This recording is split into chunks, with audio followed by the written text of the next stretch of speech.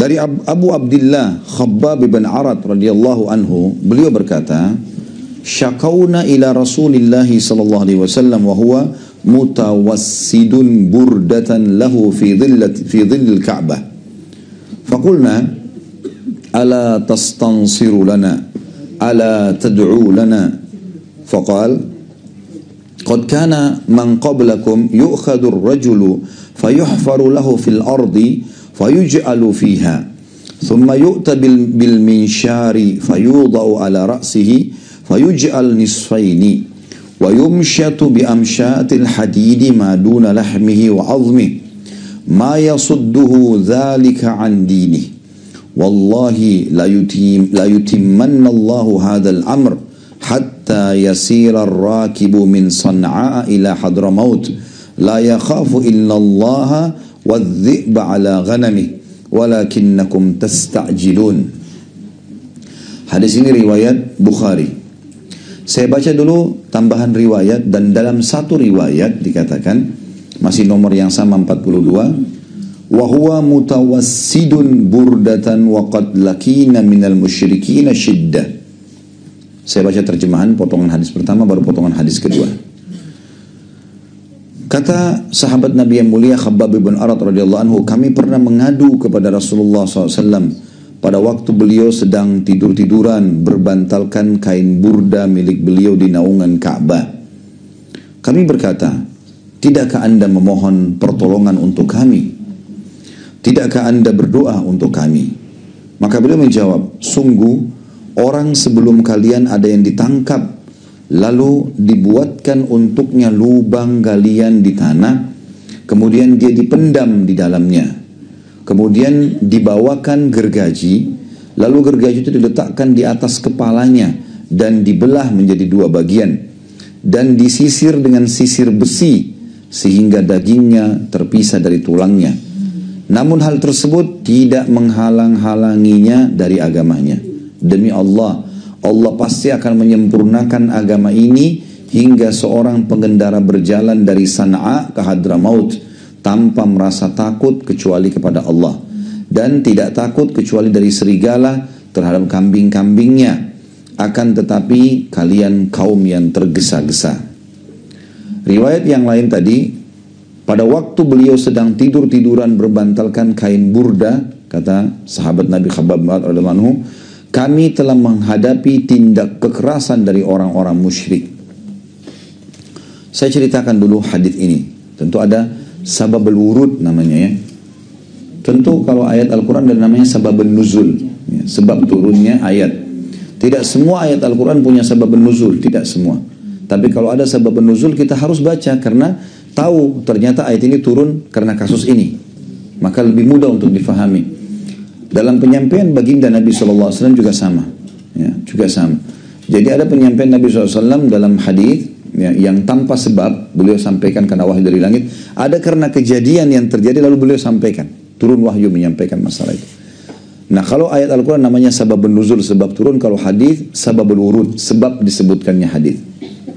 Termasuk hadis ini punya sababul wurud. Khabbab bin Arat radhiyallahu anhu adalah seorang sahabat Nabi yang dulunya budak di Mekah. Seorang budak orang Quraisy di Mekah. Dan waktu itu orang-orang Quraisy mengeluarkan instruksi penyiksaan massal terhadap umat Islam. Pokoknya siapapun muslim, terutama dari kalangan budak dan orang-orang miskin.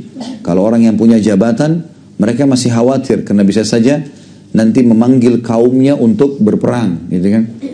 Tapi kalangan budak, kalangan orang miskin semuanya. Setiap lewat di jalan, semua orang musyrik Mekah boleh memukul, boleh merampas hartanya, membunuh pun tidak dihukum. Tidak ada keamanan di Mekah. Berat sekali pada saat itu, gitu kan. Luar biasa cobaannya. Bayangkan kalau kita jalan di Jakarta tidak ada keamanan. Setiap orang yang temui kita bisa merampas harta kita, bisa memukul kita, bisa membunuh dan tidak dihukum dia. Berat sekali. Makanya di fase Mekah, 13 tahun fase Mekah, dan dakwah Nabi SAW 23 tahun. 13 tahun di Mekah dan 10 tahun di Madinah. 13 tahun di Mekah itu yang masuk Islam baru 153 orang. Dari sekian puluh ribu penduduk Mekah, 100 saja.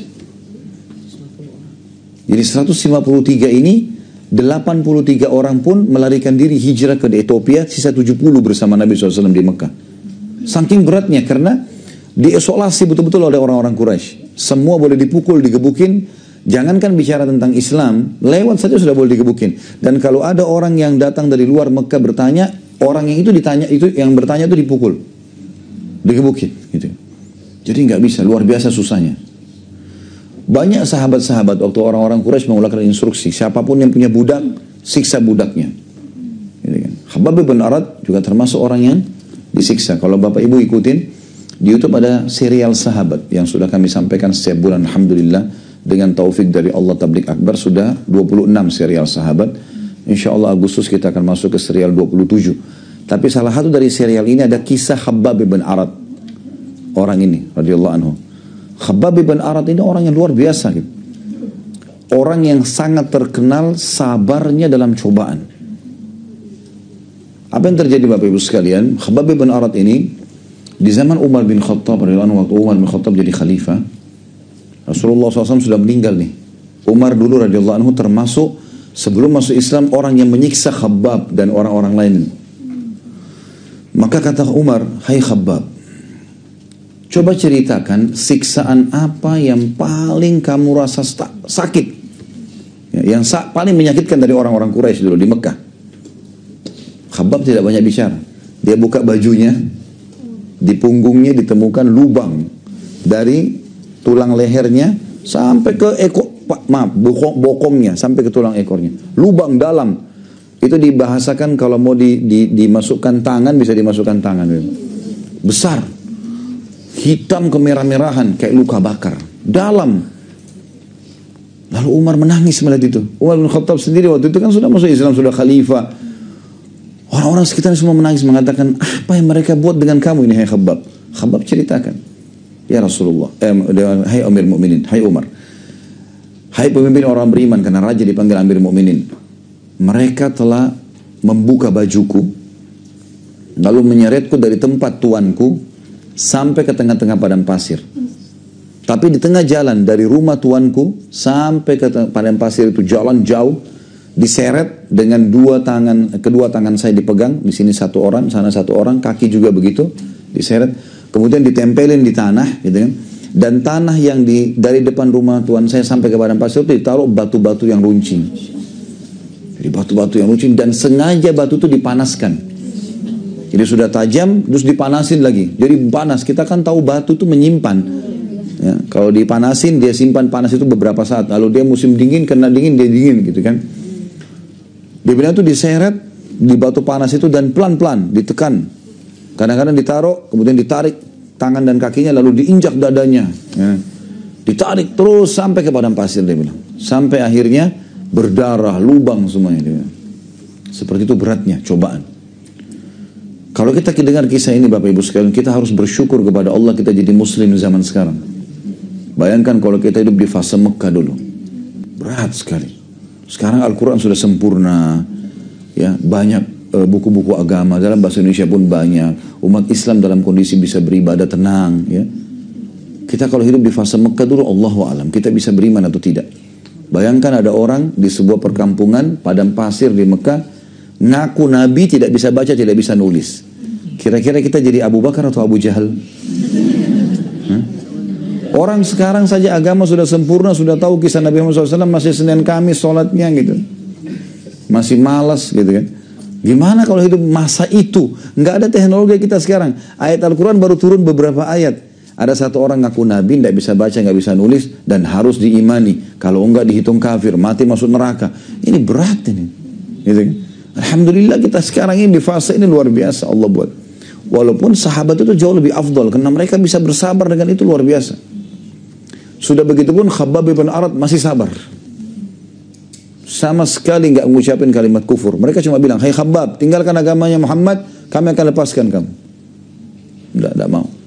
Setelah mereka capek menyiksanya, Khabbab bin Arat berusaha berdiri, menutup badannya sambil berdarah-darah belakangnya.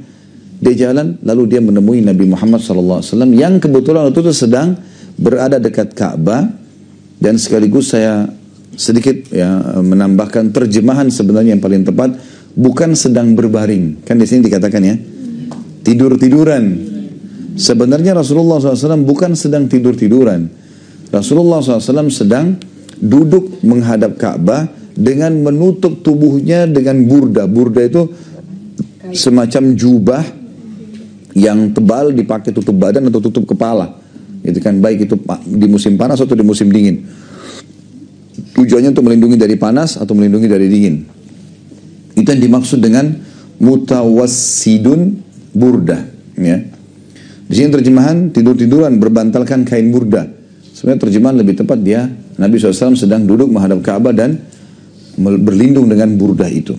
Ya. Jadi ini sebab hadis. Kenapa hadis ini tersebutkan? Karena Khabbab bin Arad disiksa, kemudian dia mengeluh kepada Nabi SAW. Ya. Makanya dia bilang, kami pernah mengeluh kepada Rasulullah SAW pada waktu beliau sedang tidur. Ya, di sini terjemahan, tapi saya bilang tadi duduk sebenarnya di depan Ka'bah dengan kain burda milik beliau di bawah naungan Ka'bah. Kami berkata, tidakkah Anda memohon pertolongan untuk kami? Tidakkah Anda berdoa untuk kami? Ya. Sebuah riwayat lain menjelaskan, Bapak Ibu sekalian, Khabbab bin Arad ini waktu ketemu dengan Nabi SAW, lihat Nabi depan Ka'bah, karena beliau tidak tahu lagi harus mengeluh kemana, lalu beliau langsung membuka bajunya. Ya Rasulullah, lihat nih, darah masih ngucur nih. Lihat nih ya Rasulullah. Lalu sambil berkata, tidakkah Anda memohon agar Allah memenangkan kami? Ya, di sini perkataan kita kan, tidakkah Anda memohon pertolongan? Tidakkah Anda berdoa? Ini sudah luar biasa nih siksaannya Quraisy. Gitu. Seperti itulah. Makanya dalam riwayat lain, tadi riwayat yang kedua, kita masuk dulu ke terjemahan riwayat kedua tadi. Pada waktu beliau sedang tidur-tiduran berbantalkan kain burda dan kami telah menghadapi tindak kekerasan dari orang-orang musyrik. Nah, ini maknanya. Ini sebab disebutkannya hadis. Ya. Tentu di sini, Bapak Ibu sekalian, ya, menyebutkan tadi sababul wurud hadis itu bukan berarti kita sudah ambil pelajaran darinya. Ya, kita baru menyebutkan sebabnya disebutkan hadis. Makanya Nabi SAW menjawab Khabbab, padahal Khabbab dalam kondisi lagi sakit, ya lagi berdarah gitu kan. Apa kata Nabi SAW? Sungguh orang sebelum kalian, maksudnya umat-umat sebelum kalian. Bukan umat Islam yang pengikut Nabi SAW, tapi umat Nabi-Nabi sebelum kalian. Yang dulu-dulu yang sudah beriman. Kata Nabi, ada yang ditangkap lalu dibuatkan untuknya lubang galian di tanah. Jadi dibuat lubang dalam seukuran tubuhnya dia sampai bisa masuk sampai ke lehernya. Kemudian dia dipendam di dalamnya, dituput, ditimbun. Jadi tangannya sama badannya semua ditenggelamkan sampai tinggal leher, sampai lehernya, lalu dia ditekan dan ditutup dengan tanah sehingga kepalanya aja yang keluar. Itu orang yang beriman sebelum kalian, hai Khabbab, gitu loh. Lalu apa yang terjadi? Kemudian dibawakan gergaji. Lalu gergaji itu diletakkan di atas kepalanya dan dibelah menjadi dua bagian. Tidak cukup di situ. Dikatakan, kata Nabi SAW, dan disisir dengan sisir besi. Zaman dulu itu orang kalau mau menyiksa, karena orang bisa buat pedang ya, jadi dia buat seperti model sisir. Jadi tajam-tajam tapi kayak bentuk pedang. Itu khusus menyiksa, untuk ditaruh di badannya orang, disisirin sehingga tercabut dagingnya. Ini dikatakan. Dan disisir dengan sisir besi sehingga dagingnya terpisah dari tulangnya. Bayangkan beratnya siksaan itu, kata Nabi SAW, namun hal tersebut tidak menghalang-halangi dari agamanya. Tidak membuat dia meninggalkan agamanya. Artinya kalau kau begini, hai Khabbab, ada orang lebih berat daripada kamu. Gitu. Sabar. Seperti itulah. Lalu kata Nabi SAW berita gembira, demi Allah hai Khabbab, Allah pasti menyempurnakan agama ini. Sekarang kau lihat lagi susah begini, nanti akan ada zaman waktu agama ini akan menang, tentram, banyak pengikutnya. Demi Allah, Allah pasti menyempurnakan agama ini hingga seorang pengendara berjalan dari San'a. San'a itu ibu kota Yaman, ke Hadramaut. Hadramaut sebuah kota wilayah, sebuah wilayah di Yaman, kurang lebih jaraknya kalau saya tidak salah 600 km. Ya. Waktu itu antara San'a sama Hadramaut ada banyak sekali suku-suku perampok. Jadi kita Zaman itu kayaknya mustahil. Kalau dari Sana'a ke Hadramaut itu mustahil bisa selamat hidup. Kalau kita selamat dari satu suku, suku yang lain lagi akan nahan. Selamat lagi suku lain. Ada banyak belasan suku yang memang akan membunuh setiap orang yang lewat selain suku mereka. Kata Nabi SAW menyampaikan berita gembiranya, demi Allah, Allah pasti menyempurnakan agama ini hingga seorang pengendara berjalan dari Sana'a ke Hadramaut tanpa merasa takut kecuali kepada Allah. Ini berarti dipastikan Yaman akan masuk Islam dan terbukti gitu kan, sekarang. Dan wilayah ini aman, dikatakan gitu. Dan tidak takut kecuali dari serigala terhadap kambing-kambingnya saja. Ya.